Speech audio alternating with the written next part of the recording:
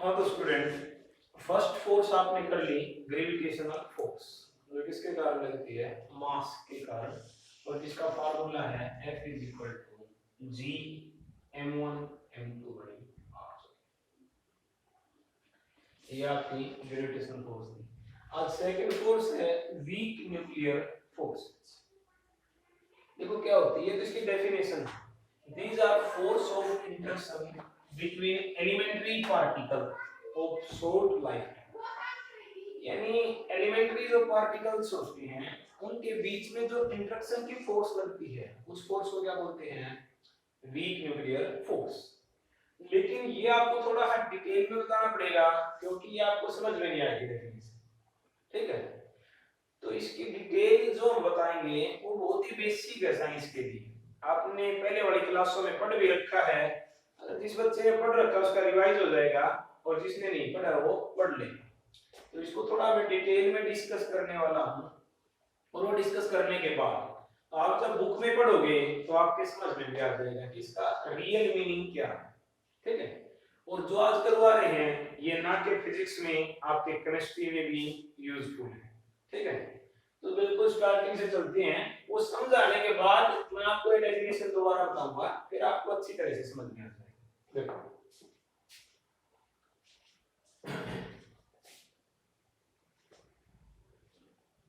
this whole universe is consisting of matter and radiation।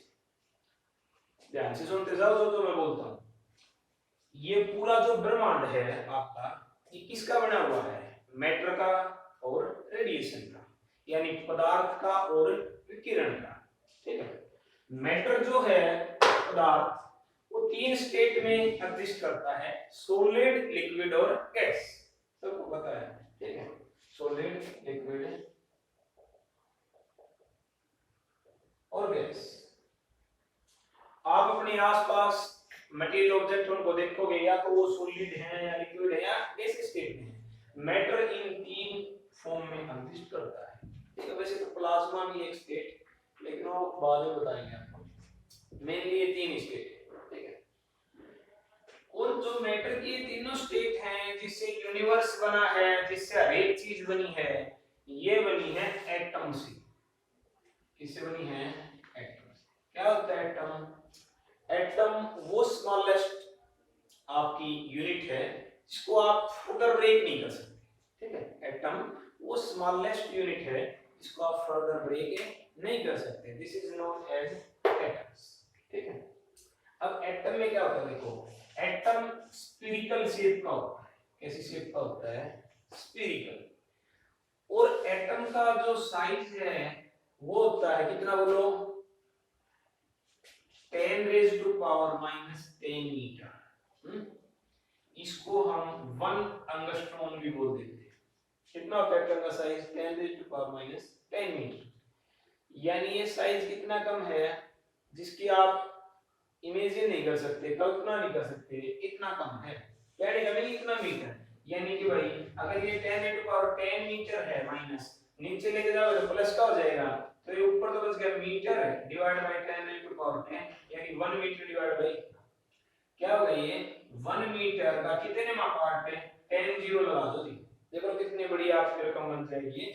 1 metre का कितने मा हिस्सा क्या होता है, एक एटम के बराबर, और इतने में हिस्सा क्या हो जाएगा, बहुत ही कम हो जाएगा। तो मैं आपको बात बताऊं, एक एटम का साइज कितना हुआ, अगर आप रफली में आपको एक आइडिया दूं, एक सुई की नोक जहां रखते हैं ना, सुई रखी है ना, उसकी नोक जितने एरिया में आती है, या फिर आप पेन की टिप लगा दो, पेन की टिप आपने रख दी, उसके नीचे आपके लाखों एटम आ सकते हैं, एटम आ सकते हैं लाख। आपके पास में एटम का साइज कितना है, एटम का साइज क्या है, बहुत ही स्मॉल, क्लियर, ठीक। तो ये सॉलिड, लिक्विड, गैस इन से मिलकर यूनिवर्स बना है, ये सभी किसकी बनी हुई हैं, एटम से, क्लियर है। इतने छोटे छोटे एटम एक दूसरे के साथ एग्रीगेट होते रहते हैं, जुड़ते रहते हैं और सभी चीजें बनी हुई हैं, क्लियर। तो इतना आपके समझ में आ गया कि इस यूनिवर्स की हर एक बॉडी, हर एक ऑब्जेक्ट किसका बना हुआ है, एटम, क्लियर। अब आपको ये बताने की जरूरत नहीं होनी चाहिए कि भाई ये मार्कर भी एटम से बना है, ये मेरी शर्ट भी एटम से बनी है, ये फैन भी एटम से बना है, ये बोर्ड भी एटम से बना है। जितनी भी चीजें आप सोच सकते हो सब किससे बनी है? एटम से। और एटम का साइज कितना होता है ये, और ये आपस में जोड़ जोड़ के ऐसे सारी चीजें, पूरा ब्रह्मांड, पूरा यूनिवर्स बना है। क्लियर? इससे आगे चलते हैं। अब एटम में क्या होता है? अगली बात, एटम किसका बना है भाई? एटम में 3 पार्टिकल्स होते हैं। एक तो प्रोटॉन,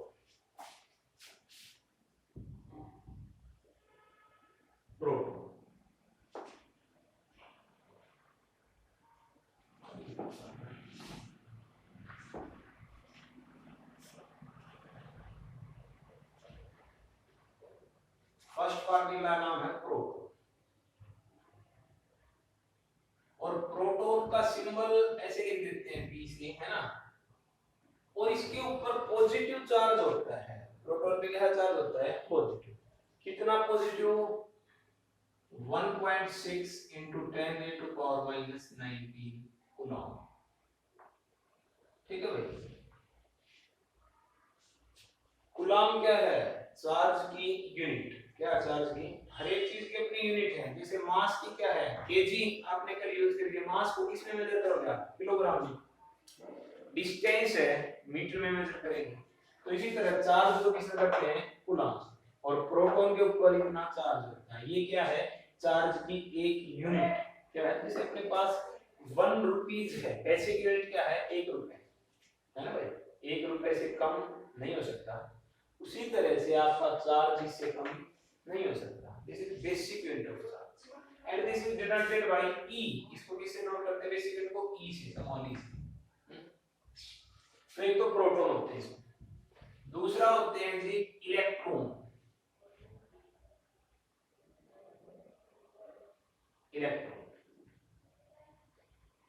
इलेक्ट्रॉन पे जितना प्रोटॉन पे पॉजिटिव चार्ज होता है, ठीक उतना ही क्या होता है? Negative charge. क्लियर भाई? जितना प्रोटॉन पे प्लस था उतना ही इलेक्ट्रॉन पे क्या होता है? माइनस। क्लियर? और एक तीसरा पार्टिकल होता है एटम में, न्यूट्रॉन।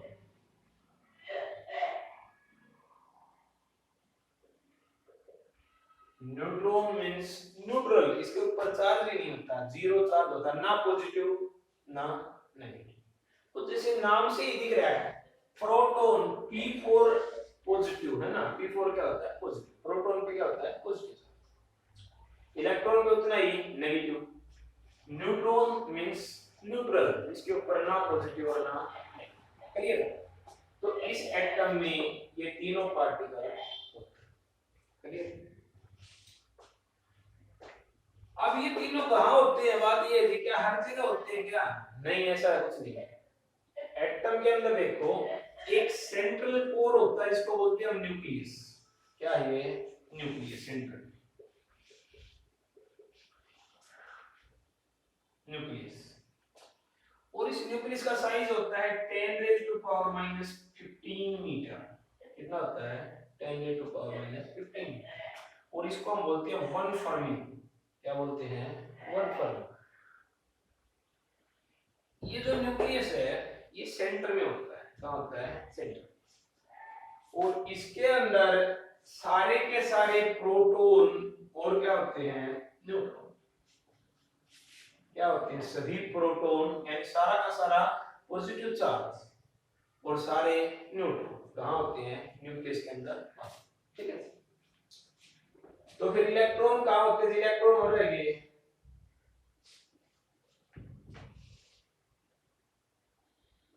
इलेक्ट्रॉन की स्पेलिंग में ये हो रहेगा इलेक्ट्रॉन। इलेक्ट्रॉन कहाँ होते हैं?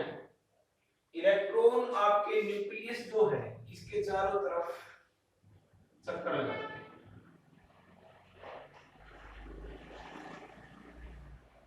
आपके बात समझ में? ये 3 पार्टिकल अपन के बनाया है न्यूक्लियस, सॉरी एटम। और एटम में कहां-कहां होते हैं आपके समझ में आ गया? न्यूक्लियस में क्या होते हैं? प्रोटॉन और न्यूट्रॉन। और इलेक्ट्रॉन न्यूक्लियस के बाहर क्या कर रहे हैं? रिवॉल्व। अब ये बाहर कर रहे हैं, रिवॉल्व कर रहे हैं, तो इनको एनर्जी की जरूरत है। वो एनर्जी कहाँ से आती है सुनो, तो ये चक्कर लगा रहे हैं, कोई फ्री में तो चक्कर लगाएगा नहीं, कहीं ना कहीं फोर्स लगेगी तभी, क्योंकि फोर्स के बगैर तो कुछ होता ही नहीं।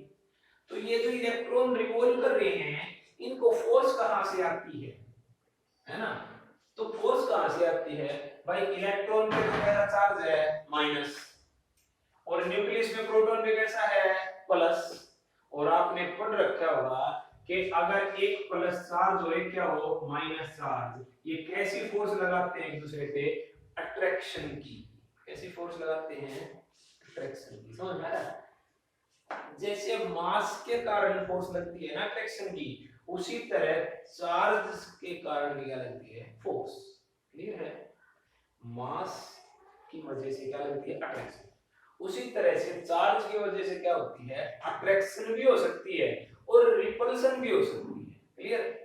तो ये जो आपके नेगेटिव पॉजिटिव चार्ज क्या करते हैं अट्रैक्ट, तो अब आप एक बात बताओ कि न्यूक्लियस में तो पॉजिटिव और इलेक्ट्रॉन पे नेगेटिव, नेगेटिव पॉजिटिव क्या करते हैं अट्रैक्ट, और अट्रैक्शन की वजह से क्या लगाते हैं चक्कर लगाते हैं, आपकी बात समझ में आई।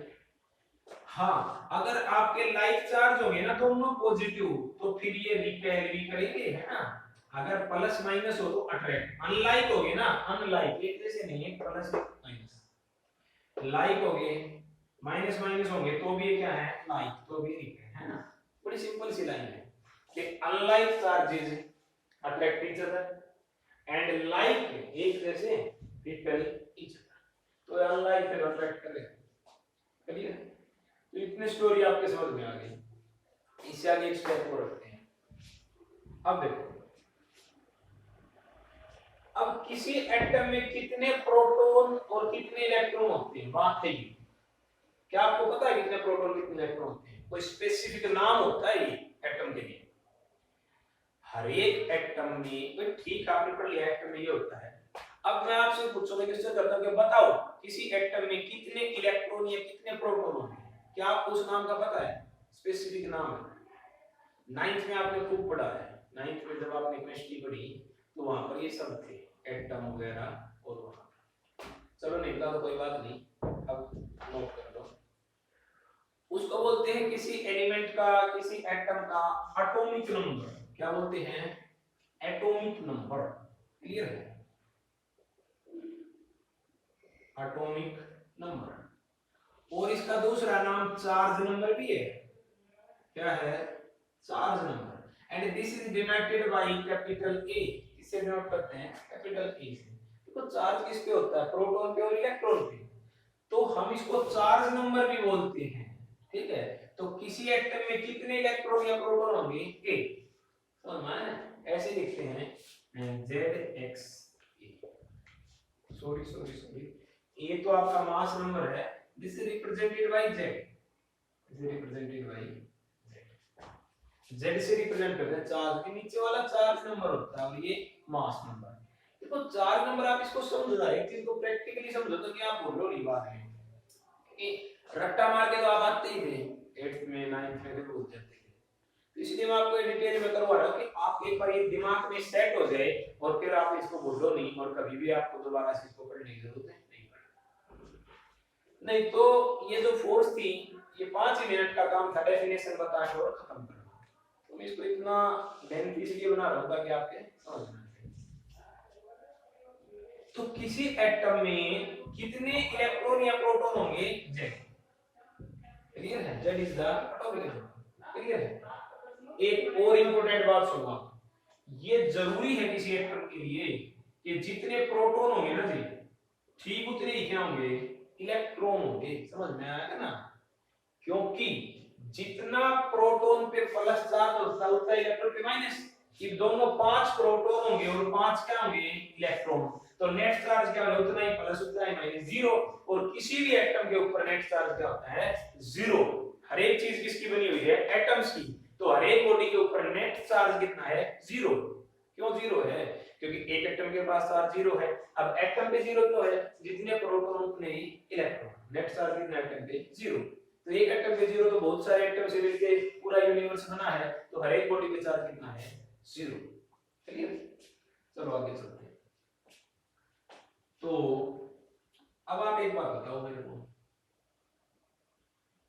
जैसे जैसे ये एटॉमिक नंबर बढ़ेगा, चार्ज नंबर बढ़ेगा, तो न्यूक्लियस के अंदर प्रोटॉन बढ़ते जाएंगे। क्लियर है? अलग अलग, जैसे हाइड्रोजन का 1 है, उसमें 1 प्रोटॉन होता है, ठीक है। अगला एलिमेंट है हीलियम, उसका कितना है 2, लिथियम 3, कार्बन ऑक्सीजन, ये आपने पढ़ रखे होंगे सारे, है ना। तो जैसे जैसे आप ऊपर जाओ तो आपका जो चार्ज नंबर है, एटॉमिक नंबर है, वो बढ़ता जाएगा। और चार्ज नंबर ही क्या होता है, प्रोटॉन और इलेक्ट्रॉन की संख्या। अब चार्ज नंबर बढ़ रहा है तो आप क्या कह रहे हो, सर न्यूक्लियस में प्रोटॉन है बढ़ते जा रहे हैं। और मैं आपसे पूछूं, बोलो कि भाई प्रोटॉन प्रोटॉन क्या करेंगे आपस में, अट्रैक्ट करेंगे कि रिपेल। आप कहोगे सर दोनों पॉजिटिव है, प्रोटॉन पे पॉजिटिव चार्ज होता है, तो ये तो क्या करने चाहिए, रिपेल करने चाहिए, करना चाहिए। अब जैसे जैसे इस न्यूक्लियस में प्रोटॉन बढ़ते जाएंगे तो आप बताओ क्या हो रहा है, रिपल्सन बढ़ती जा रही है। समझ में? न्यूक्लियर साइज बहुत कम है, जैसे जैसे प्रोटॉन बढ़ेंगे एक दूसरे को क्या करते जाएंगे, रिपेल, और रिपेल करते जाएंगे तो क्या हो जाएंगे, ये अनस्टेबल। क्या हो जाएंगे, अनस्टेबल, है ना भाई। भाई मेरे पास छोटा सा रूम है और उसमें मैं 100 स्टूडेंट को इकट्ठा कर दूं तो वो बेचारे अनस्टेबल हो जाएंगे ना। स्टेबल के लिए अपना स्पेस चाहिए। अब पहली बात तो ये बहुत स्मॉल स्पेस में है, दूसरा एक दूसरे क्या करते हैं, रिपेल, तो क्या हो जाएंगे ये प्रोटॉन न्यूक्लियस में अनस्टेबल, क्या हो जाएंगे, अनस्टेबल।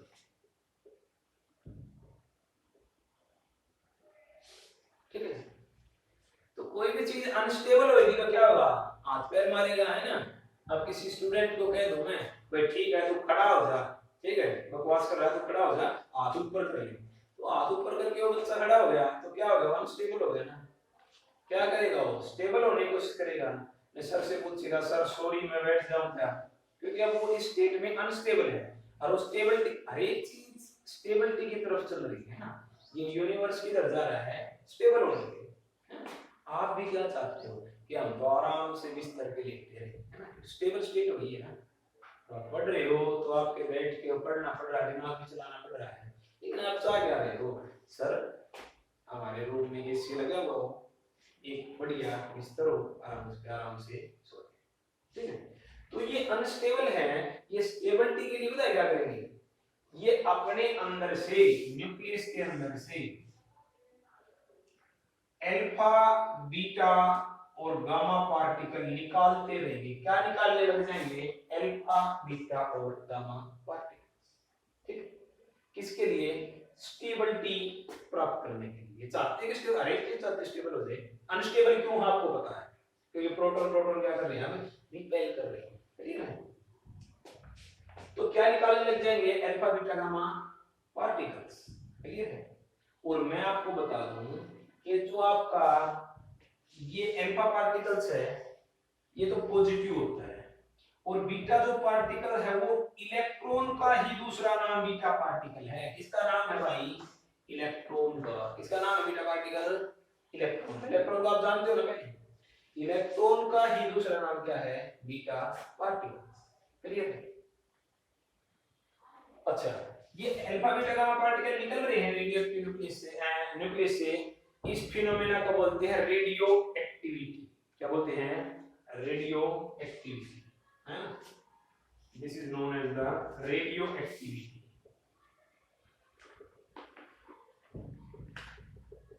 रेडियो एक्टिविटी, है ना। रेडियो एक्टिव होना क्या होता है बताओ, रेडियो एक्टिव होना क्या होता है जी, किसी मटेरियल का सॉरी किसी एटम में से अल्फा बीटा गामा पार्टिकल निकलना, एमिट होना, उसको क्या बोलते हैं, रेडियो एक्टिविटी, क्लियर है। क्यों होता है कोई रेडियो एक्टिव, भाई क्योंकि न्यूक्लियस के अंदर नंबर ऑफ प्रोटॉन बढ़ जाते हैं, और नंबर ऑफ प्रोटॉन बढ़ जाते हैं तो रिपेल करने लग जाते हैं, और स्टेबिलिटी के लिए क्या बन जाता है, रेडियो एक्टिव। रेडियो एक्टिव होने का मीनिंग क्या है कि अपने आप में से अल्फा बीटा और गामा पार्टिकल बाहर निकालते रहना, क्लियर है। तो जब आप वीक न्यूक्लियर फोर्स पढ़ोगे आपकी बुक में, तो उसपे पहली ही लाइन ये लिखी है, फर्स्ट पॉइंट बना के, दीज आर फोर्स डिस्कवर्ड का मीनिंग खोजना, during the phenomena of A beta decay from A radioactive nucleus. पहली लाइन क्या है कि ये वीक न्यूक्लियर फोर्स तब खोजी गई, कब, जब किसी रेडियो एक्टिव न्यूक्लियस में से क्या निकल रहे थे, बीटा पार्टिकल, क्या निकल रहे थे, beta particles. Weak nuclear force कब डिस्कवर करी गई, कब खोजी गई, जब किसी रेडियो एक्टिव न्यूक्लियस में से क्या निकल रहे थे, बीटा पार्टिकल्स। क्लियर है, तब किसकी खोज हुई थी, आपकी वीक न्यूक्लियर फोर्स। आपके पास बुक है, फर्स्ट पॉइंट आप पढ़ो, वीक न्यूक्लियर फोर्स निकालो, उसका फर्स्ट पॉइंट पढ़ो, रोक दो वीडियो की और फर्स्ट पॉइंट पढ़ो। हाँ, तो मैंने बता दिया अल्फा पे पॉजिटिव चार्ज, बीटा पे नेगेटिव इलेक्ट्रॉन नहीं होते और गामा पे चार्ज नहीं होता, न्यूट्रल होती है गामा, ठीक है। तो फर्स्ट लाइन आपने पढ़ ली। अब मैं आपसे क्वेश्चन करता हूं, आप एक बात बताओ मेरे को, मैं कहता हूं कि न्यूक्लियस में से बीटा पार्टिकल निकल रहे हैं, तब आपकी वीक न्यूक्लियर फोर्स खोजी गई थी, डिस्कवर हुई थी। क्या न्यूक्लियस में इलेक्ट्रॉन थे क्या, आप बताओ मेरे को, क्या न्यूक्लियस में इलेक्ट्रॉन होते हैं, फिर कहां से निकल रहे हैं। आप तो कह रहे हो सर कि खोज ही तब हुई है जब न्यूक्लियस में से क्या निकल रहे हैं, बीटा पार्टिकल यानी कि इलेक्ट्रॉन निकल रहे हैं। क्या न्यूक्लियस में इलेक्ट्रॉन होते हैं क्या, नहीं होते जी, तो कहां से निकले, बताओ कहां से निकले। देखो मैं बताता हूं कहां से। ये जो आपका न्यूट्रॉन है ना, न्यूट्रॉन, इस पे कैसा चार्ज होता है, न्यूट्रॉन यानी जीरो चार्ज होता है। कितना चार्ज होता है, जीरो। पता हो क्या रहा है, ये जो न्यूट्रॉन है ये दो पार्टिकल में टूट जाता है, एक तो प्रोटॉन में, है ना, और एक किसमें, इलेक्ट्रॉन में। आपके बात समझ में आएगी नहीं, प्रोटॉन पे जितना प्लस चार्ज होता है उतना इलेक्ट्रॉन पे माइनस चार्ज होता है, समझ में आएगा ना। तो पहले चार्ज जीरो था और उतना ही पॉजिटिव में टूट गया, उतना ही नेगेटिव में टूट गया, है ना। तो अब भी चार्ज क्या है, जोड़ेंगे तो कितना आएगा, फिर भी जीरो, समझ में आएगा नहीं। भाई मैं किसी स्टूडेंट से कहूं भाई मेरे को आपसे है ना 100 रुपीज लेने, ठीक है, कोई बच्चा है मेरे सामने बैठा है, मैंने को पहले मेरे को 100 रुपए दे, उस बच्चे के पास नहीं, क्योंकि वो पैसे लेके ही नहीं आया घर से, या उसके पास थे नहीं, मेरी बात समझो, उसके पास पैसे नहीं। मैं कहता हूं मैं तेरे को 100 रुपए लेने, क्या करेगा वो ये करेगा भाई किसी टीचर से या अपने किसी साथी से उधार ले लेगा 100 रुपए, है ना, क्या ले लेगा, 100 रुपए उधार, और मेरे को दे देगा। क्लियर। अब जिससे उसने उधार लिए हैं उसके तो उसने देने हैं वापस, और मैंने उस बच्चे को देने हैं। आप समझ रहे हो कि नहीं समझ रहे। उसके पास पहले पैसे नहीं थे, लेकिन पैसे तो उसके पास अब भी नहीं है, क्योंकि मैंने उसको जो 100 रुपए वापस देने हैं, उसने भी जिससे उधार लिए उसको देने हैं ना। पहले भी जीरो था चार्ज न्यूट्रॉन पे, जिस बच्चे से मैंने 100 रुपए लिए हैं वो प्लस माइनस में हो गया, है ना, उसने मेरे को दिए वो तो उसके प्लस है, मैंने वापस कर लिए, और जिससे उसने लिए हैं उसके लिए क्या है, वो माइनस। तो पहले उसके पास जीरो थे और अब भी क्या है, जीरो। आपकी बात समझ में आएगी नहीं। तो न्यूट्रॉन किसमें कन्वर्ट हो रहा है, प्रोटॉन में और इलेक्ट्रॉन में। जितना प्रोटॉन पे प्लस उतना ही माइनस। आपकी बात समझ में आएगी। तो इट वाज बिलीव्ड दैट, ये विश्वास किया गया कि neutron is converted into proton and electron. तो न्यूट्रॉन किसमें टूट रहा है, प्रोटॉन में और इलेक्ट्रॉन में स्प्लिट हो रहा है, ठीक है। देन नेक्स्ट पॉइंट, एक्सपेरिमेंटली जो थ्योरेटिकल है, हमें एक बात बताओ भाई, सभी बीटा पार्टिकल कहां से निकल रहे हैं, न्यूक्लियस से। कहां से निकल रहे हैं सभी बीटा पार्टिकल, न्यूक्लियस। चलिए मैं आपसे पूछूं भाई, ठीक है बीटा पार्टिकल निकल रहे हैं न्यूक्लियस से, तो एनर्जी के बारे में क्या ख्याल है। सबकी जो एनर्जी है वो कम ज्यादा होनी चाहिए या अलग अलग होनी चाहिए, बताओ। सर वो सेम होनी चाहिए।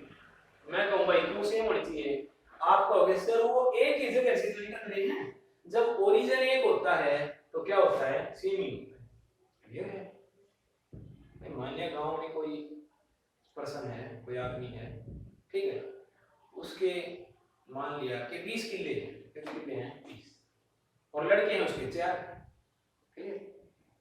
अगर एक लड़के के कितने किले, 20 में से 4 लड़के 5 आए, ठीक है, दूसरे के कितने हो गए 5, तीसरे के भी 5, सभी कितने 5-5 हो गए, 4 हो गए। क्लियर है। क्यों भाई, क्यों है जी बराबर ये, क्योंकि ओरिजिन तो एक ही जगह है, एक ही जगह से आए थे। क्या पड़ोसी के भी 5 है क्या, कोई जरूरी नहीं है पड़ोसी के 5 हो, क्योंकि उसका ओरिजिन अलग है। तो सभी बीटा पार्टिकल एक ही जगह से आ रहे थे, तो सब की एनर्जी क्या होनी थी, सेम होनी थी। एनर्जी और वेलोसिटी क्या होनी चाहिए थी, सेम।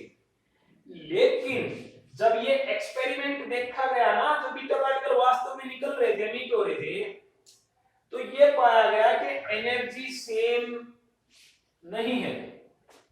एनर्जी क्या कर रही है, वेरी कर रही है।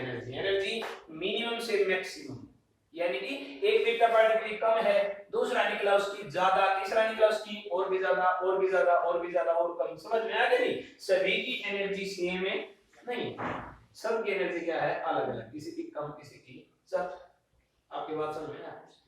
तो अपनी दो पॉइंट हो गए, एक तो भाई कब डिस्कवर करी गई बीटा डिके जब हो रहा था रेडियोएक्टिव में से, और दूसरी बात क्या कि neutron is converted into proton and electrons. According to theoretical consideration, energy of all the beta particle must be same and velocity भी क्या होनी चाहिए, same. But experimentally energy is not same. इसका मीनिंग क्या हुआ कि एनर्जी कहीं ना कहीं हमारी लॉस्ट हो रही है, सेम नहीं है। तो मैंने आपको इसके कितने पॉइंट करवा दिए, 3। तो एक बार जैसे आपने फर्स्ट पॉइंट पढ़ा था वैसे ही अगले 2 पॉइंट भी आप पढ़ो। हाँ, तो एनर्जी सेम होनी चाहिए थी लेकिन सेम नहीं है। पता है क्यों नहीं है? यहाँ पर एनर्जी कंजर्वेशन ब्रेक हो रहा है। मैं आपको बता दूं, एनर्जी कंजर्वेशन आपने पढ़ रखा होगा कि total energy remain constant, neither create nor destroy. जितनी एनर्जी न्यूक्लियस में से बीटा पार्टिकल लेके निकल रहा है उतनी आ नहीं रही, एनर्जी बीच में कहीं में गायब हो रही है। ठीक है जी। इस प्रॉब्लम को सोल्व किया एक पाउली नाम का साइंटिस्ट था, उसने 1930 में उसने ये बताया, ध्यान से सुनना, उसने ये बताया कि जो एनर्जी है ना जी, जो बीटा पार्टिकल निकलता है उसके साथ एक दूसरा पार्टिकल निकलता है, उसका नाम है एंटी न्यूट्रिनो। क्या है? Anti neutrino. ये अनचार्ज पार्टिकल होता है, इसके ऊपर कोई भी चार्ज नहीं होता। तो जब भी बीटा पार्टिकल निकलता है तो उसके साथ में क्या निकलता है, एंटी न्यूट्रिनो। और जो एनर्जी है ना, वो बीटा पार्टिकल और एंटी न्यूट्रिनो ने दोनों ने आपस में क्या करनी होती है, शेयर, यानी बांटनी होती है। आपकी बात समझ में आएगी नहीं? क्या करनी होती है, बांटना। अब जो एंटी न्यूट्रिनो ज्यादा ले जाएगा तो बीटा पार्टिकल क्या रह जाएगी, कम। और जब एंटी न्यूट्रिनो कम ले जाएगा तो इसकी क्या रह जाएगी, ज्यादा। आपकी बात समझ में आएगी नहीं? तो इस वजह से एनर्जी क्या होगी, चेंज। आपके सारी कहानी समझ में आएगी नहीं? भाई आप एक बात बताओ, जब न्यूक्लियस में से बीटा पार्टिकल निकल रहे थे ना, तो न्यूक्लियस में से जो एनर्जी निकल रही थी वो तो एक फिक्स अमाउंट निकल रहा था, इतनी निकल रही, भाई 100 जूल निकल रही है, मान लीजिए कितनी निकल रही है, 100 जूल। लेकिन जब एक्सपेरिमेंटली देख रहे थे तो एनर्जी किसी बीटा पार्टिकल की 2 जूल, बाकी किसी की 5, किसी की 20, किसी की 50 ऐसे मिलती, लेकिन कम कितनी हो रही है, 100। ये तो वही बात होगी, भाई आप घर से तो पूरी 3000 रुपए फीस लेके आओ और स्कूल में आप फीस दो 800 रुपए, 1000 रुपए, 1200 रुपए। क्या मीनिंग है इसका कि कहीं ना कहीं आप बीच में उसको बर्बाद कर रहे हो पैसे को। सही है ना? घर से पूरी लेके आते हो लेकिन स्कूल में पूरी नहीं दे रहे। तो इसी तरह बीटा पार्टिकल क्या था कि यहां से तो पूरी एनर्जी लेके निकल रहा था, लेकिन जब देखा तो एनर्जी उसके पास क्या होती थी, कम।